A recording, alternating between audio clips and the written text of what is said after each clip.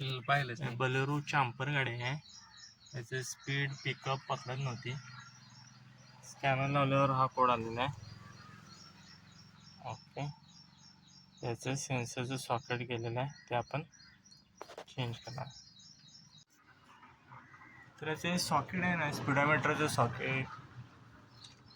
Socket असं कुत्र्यानं तोडून टाकलेलं आहे, ते आपण जोडलेलं आहे. तर नवीन सॉकेट घेतलेलं आहे असं, त्यात आपण इथं बसवणार आहे. गाडी ओके होणार. आता नवीन सॉकेट आपण घातलेलं आहे.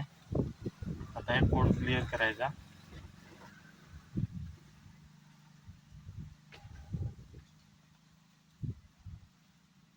ओके, कोड क्लिअर झालेला आहे.